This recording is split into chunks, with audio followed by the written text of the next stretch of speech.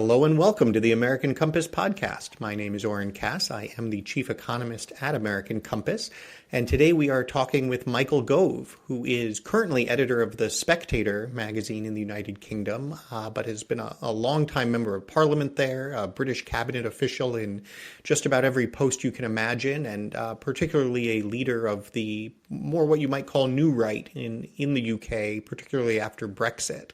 Wonderful intellectual leader. I had the pleasure of being his debating partner at a recent event in London at the Alliance for Responsible Citizenship conference where we debated former Prime Minister of Australia, Tony Abbott, and a member of the House of Lords, Daniel Hannan, on the motion that protectionism makes us poorer. And the two of us, thanks, I would say, mostly to Michael's rhetorical skills, swung the crowd 30 points from strong opposition to protectionism to, in fact, favoring it. And so we talk about that experience, some of the lessons we learned in that conversation, but then end up also with a much broader conversation and, in fact, debate amongst ourselves on what is going on in U.S.-European relations at this point, what Vice President Vance has been talking about, what the Trump administration has been doing, how Ukraine fits into it all. And I think he brought a wonderfully textured perspective on how conservatives in the UK are thinking and feeling about this and how the US can make headway. So I think you will really enjoy that conversation.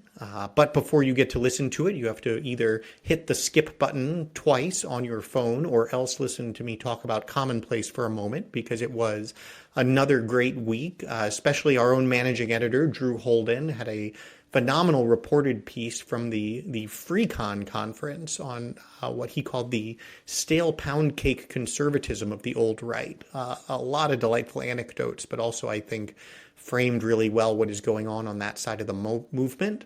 Had a great feature essay from Carl Zinsmeister, who you heard on this podcast recently, talking about what he calls the American building class. And some great shorter commentary, a piece from Patrick Brown on Trump's IVF order and how that perhaps conflicts with the Maha movement, and Mark Krikorian on Trump's success at removing the Biden-caused immigration crisis. So take a look at that. Of course, subscribe to Understanding America, my Substack, if you have not already. That's at understandingamerica.co. But without further ado, here is Michael Gove. And here we are with Michael Gove. Sir, thank you so much for joining the podcast. It's an absolute pleasure, Oren. It's lovely to talk to you again, and a great pleasure to be on the podcast.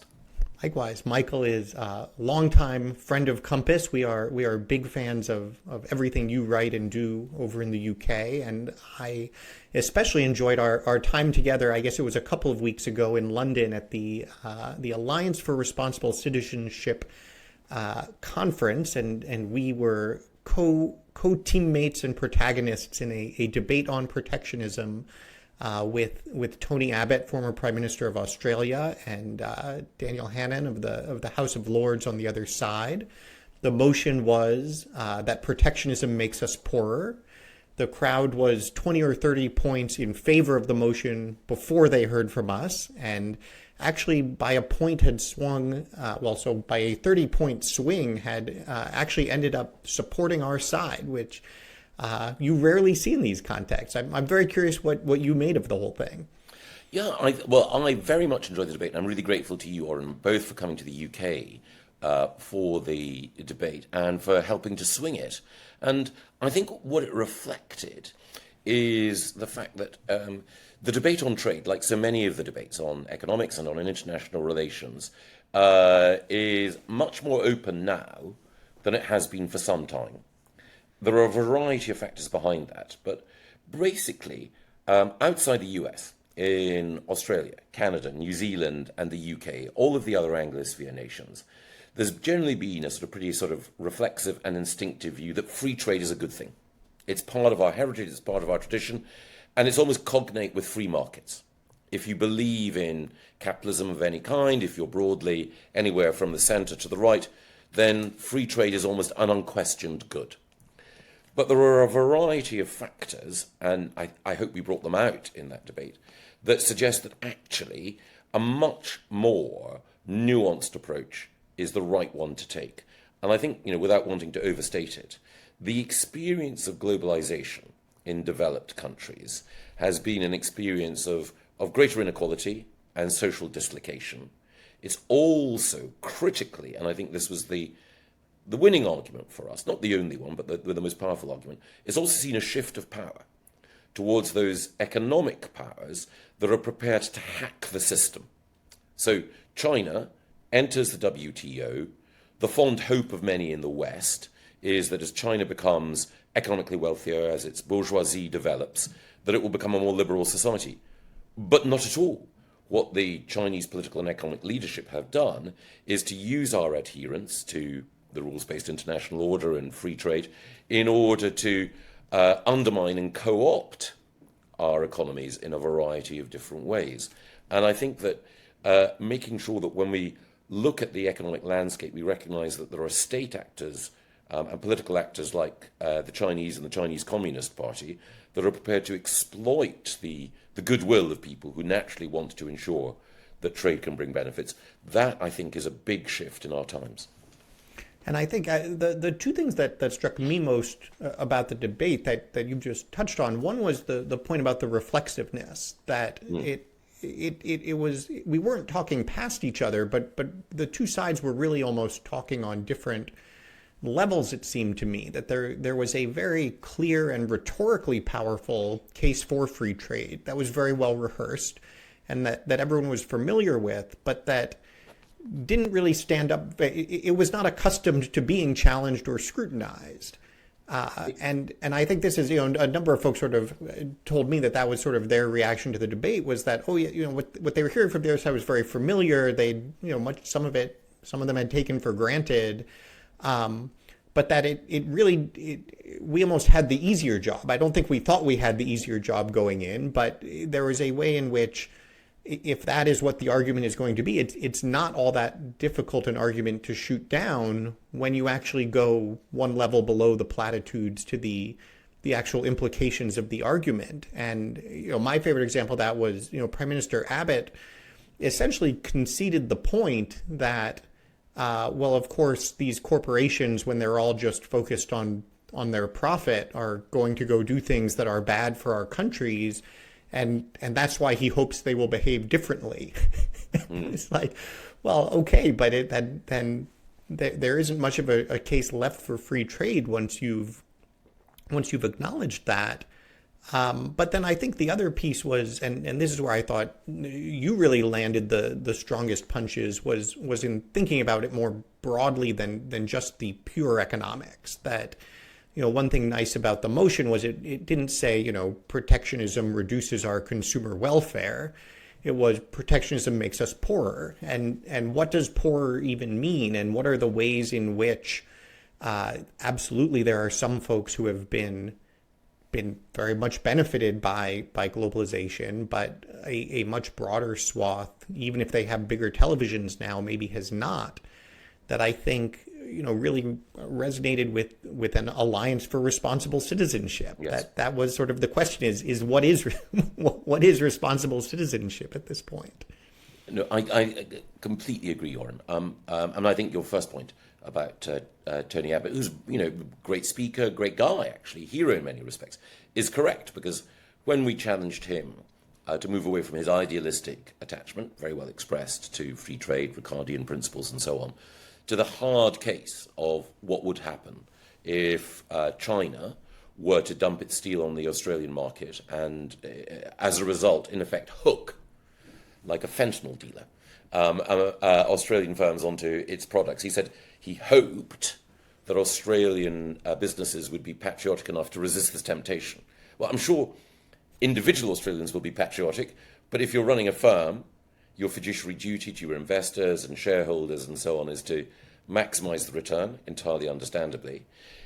But that means that there's no collective protection either for that industry or for that state. And that is where government can or should, sparingly, but strategically move in order to ensure that the shared interest is protected. And that takes me to another thing. I was privileged to have the chance to chat a few years ago to Bob Lighthizer when he was in President Trump's first presidency, acting as the US trade representative.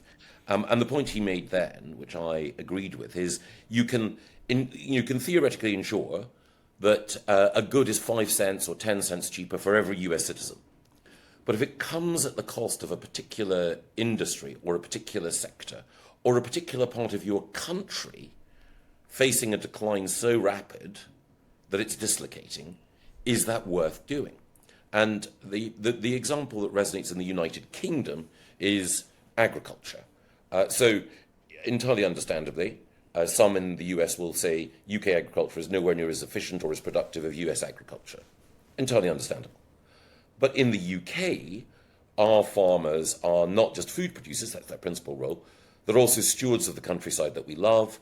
They contribute to some of the environmental goods that we consider to be appropriate, creating the landscapes for wildlife. And given that we're an inherently smaller country, and given that these are public goods that people value, an element of protection for agriculture, not, a grotesque subsidy or acquiescence in inefficiency, but an element of protection is about making the experience of every Briton richer. And so, yes, our food is slightly more expensive than it might be if we had a complete free trade in food and farming, but that is a price that the British public are prepared to pay in order to ensure that the green and pleasant land is maintained in the way that they think is worthwhile. Yeah, that's right. The UK experience with this, I think it's fascinating. I mean, going all the way back to Brexit, the UK was sort of ground zero for so many of these concerns and the political awakening around them, even before Trump won the first time around in the United States. And so I guess I was a little bit trying to make sense of the conference, the Alliance for Responsible Citizenship, or known as ARC.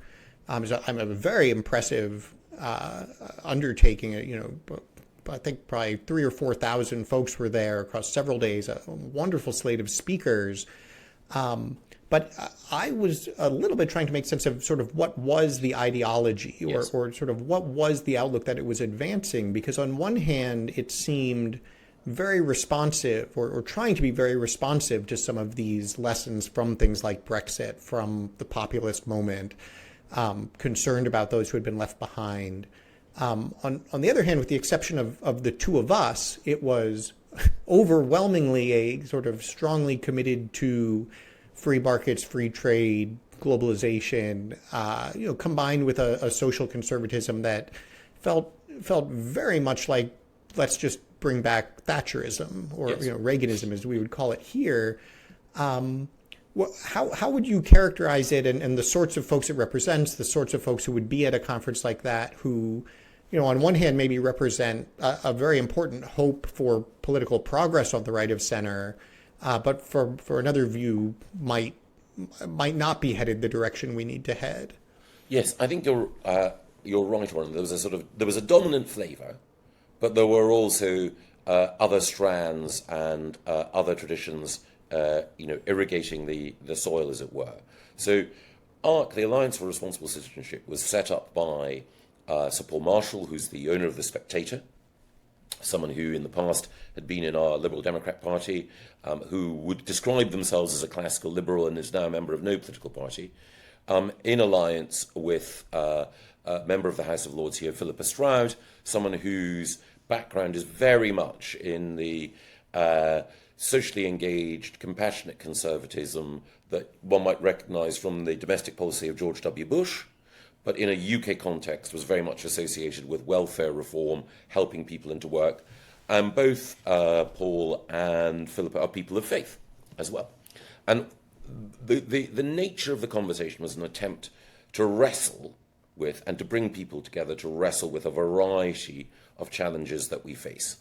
So the first one is, at a time of turbulent change, technological change, of course, but also the resetting of traditional blocs and alliances. What are the economic principles that should guide people who believe in the sovereign individual, yes, but also who believe that sovereign individual has responsibilities towards others? Where is the right balance economically? Markets generate wealth, absolutely. But what should the values be that guide those who regulate or influence market players?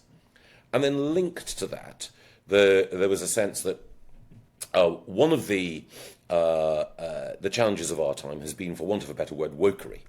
It means different things in different geographies, but it's also a challenge to some of the foundational principles on which a responsible classical liberalism or a genuinely compassionate conservatism are based. Because yes, on the one level, some of the woke principles are about radical self-determination, the capacity of the individual to determine their own fate and future.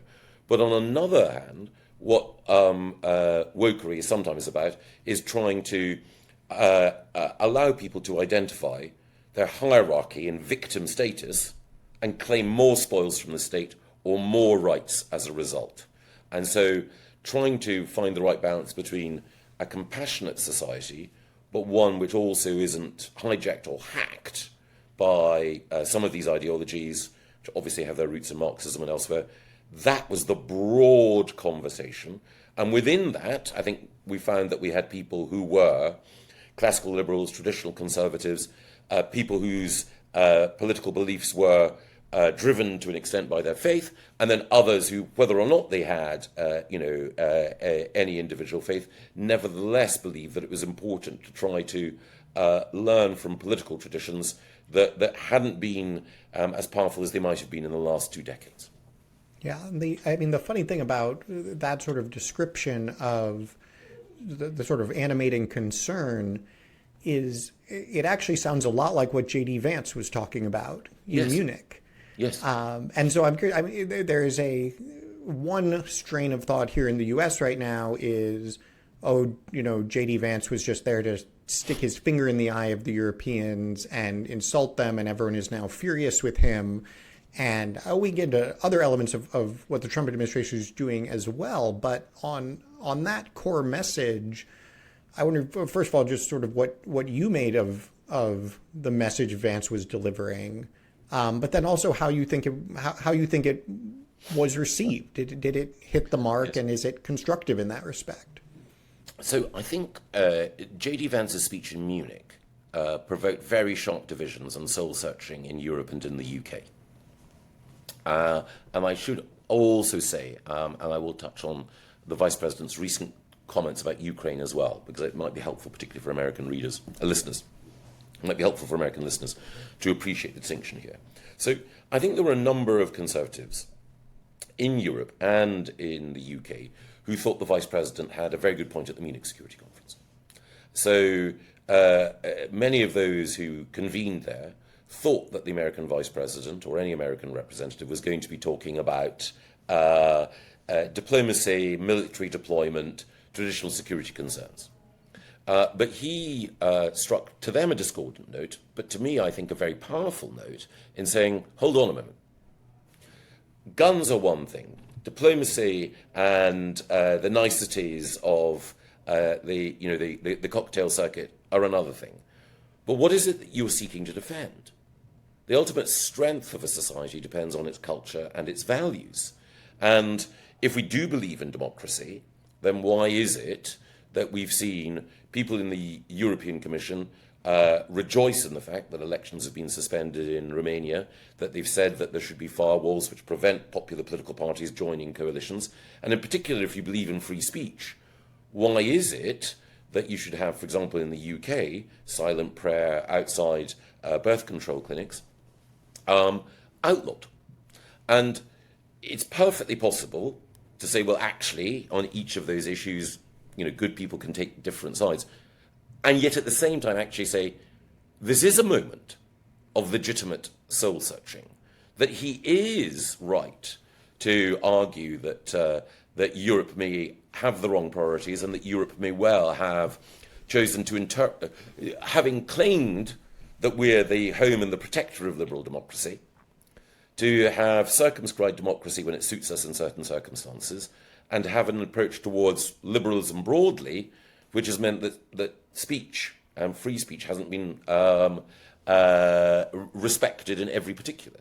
And I think he also had a very fair challenge as well on technology and on the way in which Europe has taken an approach towards technological development and innovation that has been designed to frustrate creativity rather than embrace it.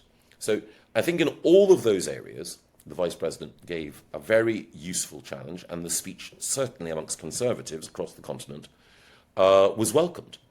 However, more recently, particularly in the UK, the Vice President's position on Ukraine, which is well understood in America, and indeed I understand widely shared, that went down very badly in the UK.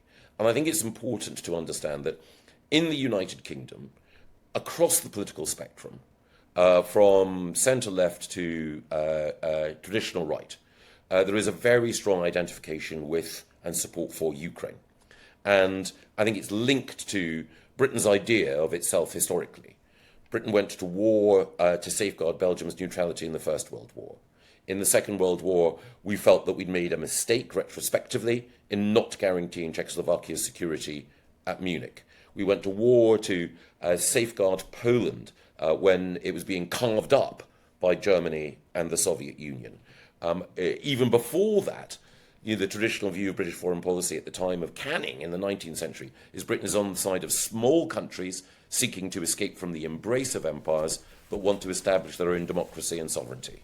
Now, I'm sure that there are people listening to this who will contest certain aspects of both my history and of the validity of Volodymyr Zelensky as an emblem or a worthy recipient of that respect and affection. But it's certainly the case that I and many other British conservatives strongly identify with Zelensky and his desire to ensure that his country can resist Russian aggression. As I say, the Vice President takes a different view. I respect that, but it doesn't go down well in the UK. And I think, hopefully people are sophisticated enough to recognise that when you've got someone like J.D. Vance, who's a very thoughtful and very impressive guy, that you can accept the validity of some of his critiques, while at the same time strongly pushing back on some of his other positions. And that doesn't mean that you're trying to disrespect him or those who agree with him. It's important, because he's a really thoughtful guy, to engage with each of his ideas on their own merits. Well, that's very well put, because I think certainly something we're struggling with in the U.S. is a major shortage of people willing to do exactly that and recognize that people of good faith can disagree and that there are actually important debates to be had here. And there is, even within the right of center, mostly just quite nasty mudslinging going on. I think so. I'm delighted to have this just sort of engage this at the level of the substantive debate, because I think, the points that you make about the UK's traditional orientation and values strike me as entirely correct, and also as aspirationally ones I think most in the U.S. across the political spectrum, certainly within the right of center, share. I think if I were to sort of extend Vance's point one more step, it would be that's all well and good, except that that's not something that the UK or other European powers have actually made the investments necessary to back up. And actually, I also want to get to the question to which, is it fair to group the UK in with continental Europe, or is there a serious divide across the channel in that respect?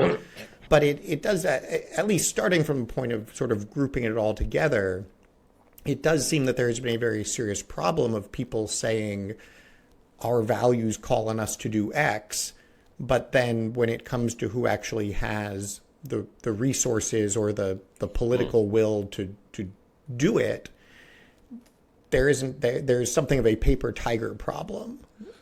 Is that, do you think that's fair, first of all? And if so, or if not, how does that fit into the debate? I think that's totally fair. I think there is a fair point that European countries have willed the end, Ukraine's sovereignty protected, but not the means, that they themselves haven't invested in their own defense, that they've relied on the American security umbrella. I think the broad critique, which indeed J.D. Vance has put forward, that America has stationed troops and spent money in order to allow the Europeans to invest in their own welfare states and to reduce defence spending. That is absolutely right. We're seeing now in the UK and in Europe a recognition that our own defence spending and our own responsibility for our own defence needs to increase. And I think it's right to chide the UK and Europeans for not having done that in the past. I think there is another distinction, though, as well, which is Britain and France and those countries which are directly on Russia's border and some northern European countries have spent more on defence and have shown a greater willingness to spend more on defence. Germany may now be moving into that position, but it's still the case that a number of southern European countries seem very reluctant to do so. The second thing is that Britain, the Baltic states, Poland, Norway, I think there's pretty strong support across the political spectrum for Zelensky and Ukraine. But if you move to Germany, within France and also in some other Central European countries, there's a much greater divide. So, it's not just Viktor Orban that is less than enthusiastic about, full-throated support for Ukraine. Also the case that Slovakia takes that position. It's also the case that in Germany, the parties of the far left and the hard right that did well in their recent elections take that position. It's also the case that in France, you have that as well. So I think the nuances and the divergence within Europe is a factor, as well as the historic underinvestment in defence, which the administration understandably draw attention to. Yeah, I think, and another element of I think, certainly from my perception, what has been motivating some of the Trump administration's moves and the rhetoric from folks like Vance is a point of view that is somewhat skeptical of Europe's, even putting the specifics of the Ukraine conflict aside, skeptical of Europe's, whether you want to call it sort of civilizational will in the cultural sense, or kind of economic vitality and plausible military performance, seeing Europe as just sort of declining in relevance. Do you think, is that fair? Is there a hope of a turnaround?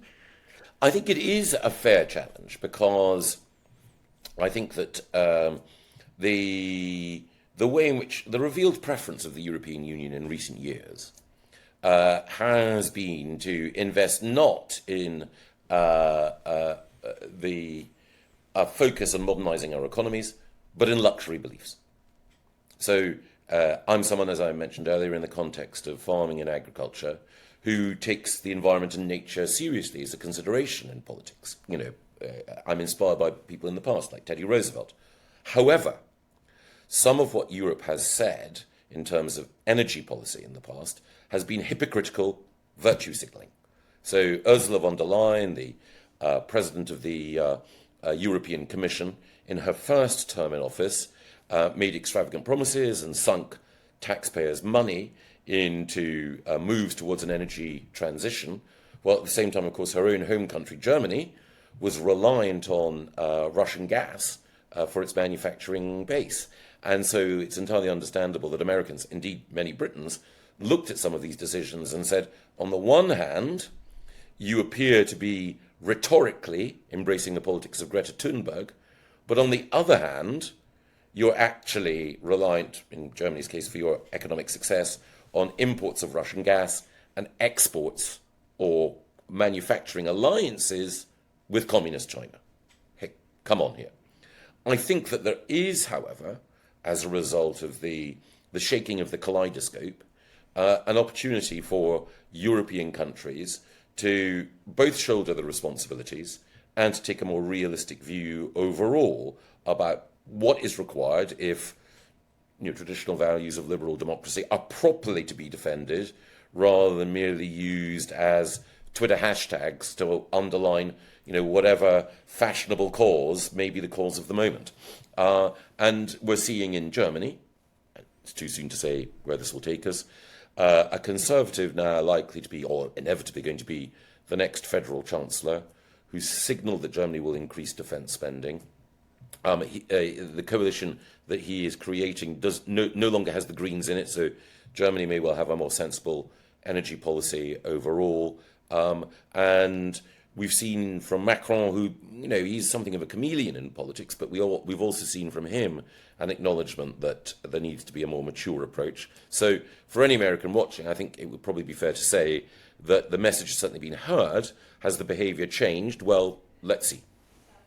And so what would your advice be to the American conservatives, to the new right in particular, to the Trump administration as they think about moving forward from the kind of message that Vance and Trump himself have been delivering, but ideally in a constructive way, right? If the goal is not simply to blow everything up, but to push things in a constructive direction, how does one continue to be direct and perhaps even a bit harsh with Europe, while at the same time hopefully creating a path toward something better rather than worse in the future?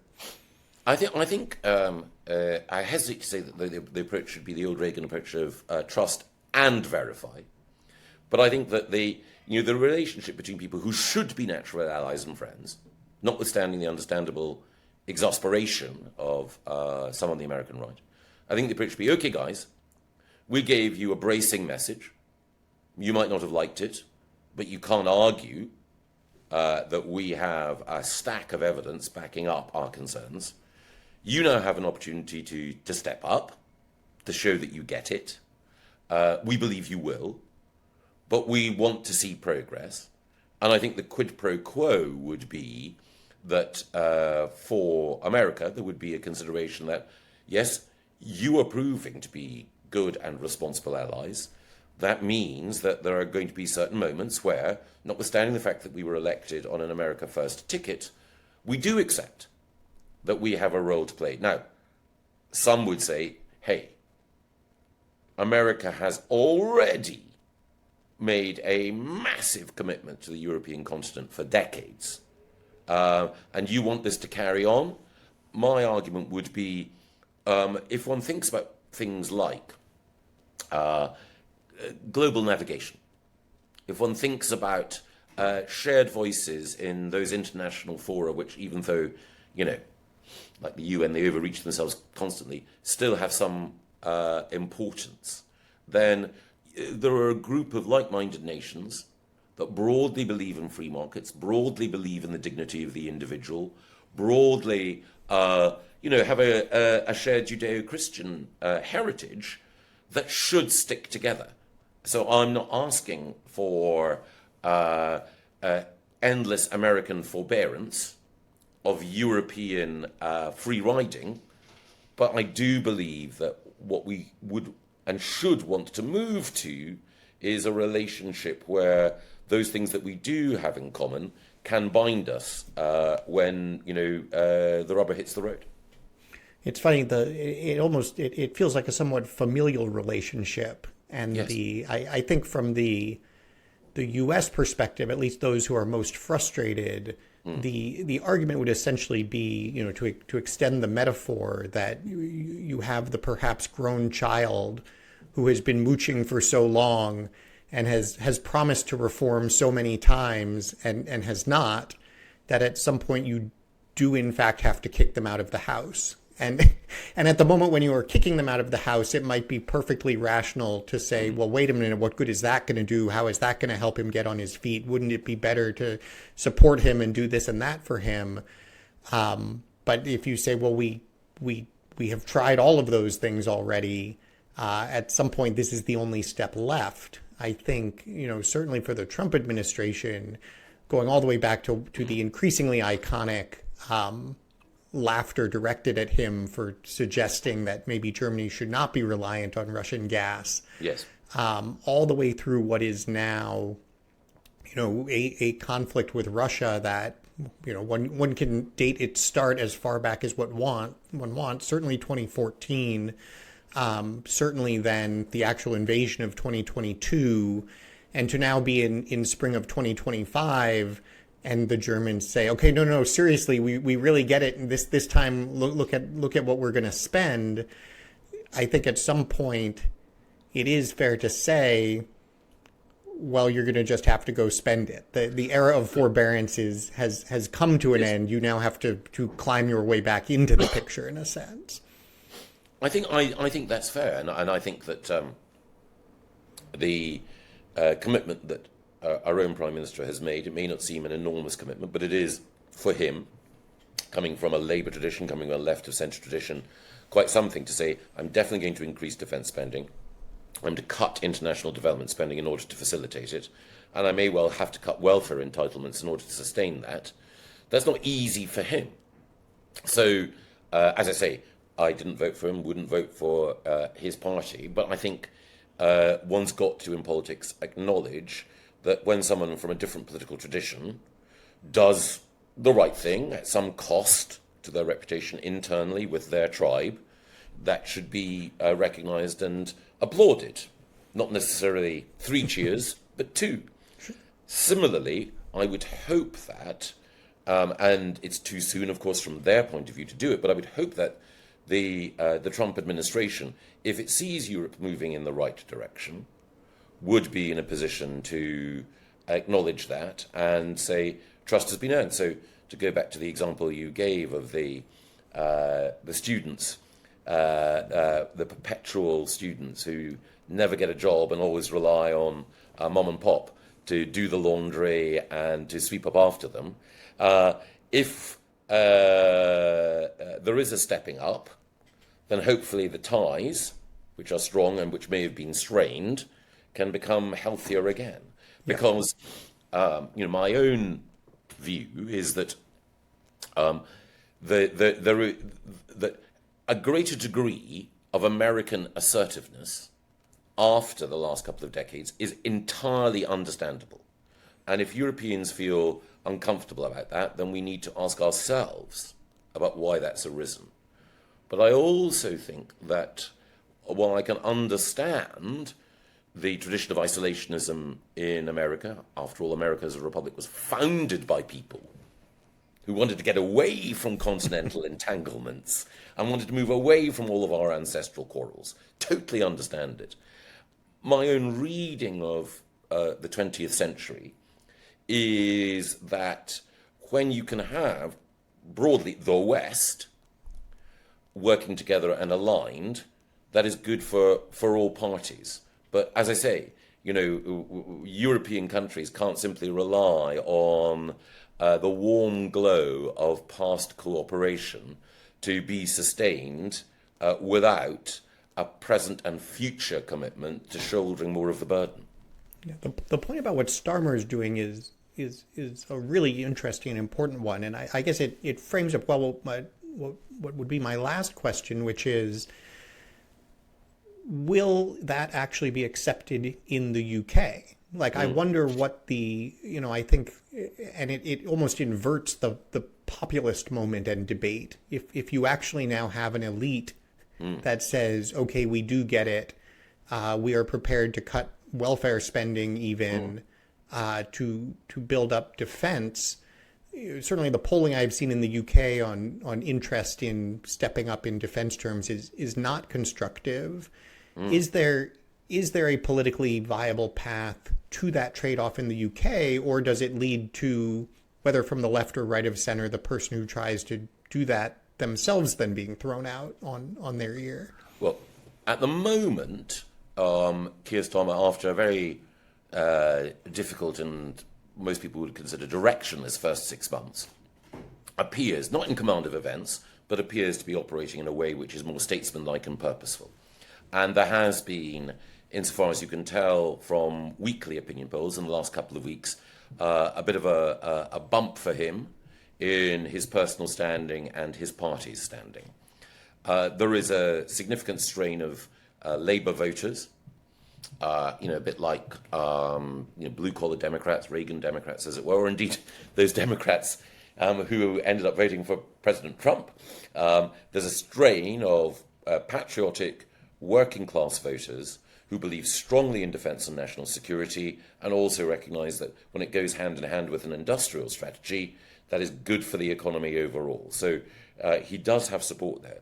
But it is also the case that there's the identity politics wing of the Labour Party on the left that will be uncomfortable with this, and so it will be difficult for Starmer to manage it. But I think that he's more likely to win the support of a sort of durable coalition of, solid working and middle class Brits if he follows through on this, because again, on welfare, there's a view, particularly among many working class voters, that entitlements have spiraled out of control, and that in particular there are people who are exploiting the system by presenting themselves with conditions that mean that they allegedly can't work when they can, and actually to have and here we go back almost to sort of Clinton playbook. If you have a politician from a party of the left who shows that they can be tough on welfare, then that actually helps them, protect their position in the political landscape. We will see. We'll see. This has been fantastic. I really appreciate you making the time. Hopefully we can team up again to debate sometime soon. Hopefully we can debate with each other some more sometime soon. Really appreciate you making the time to come on the podcast. No, not at all, Oren. I think you and your team's work is fantastic, and good luck in the future. Look forward to talking again. Thank you very much, and we will be back again soon with another episode of the American Compass podcast. Thank you.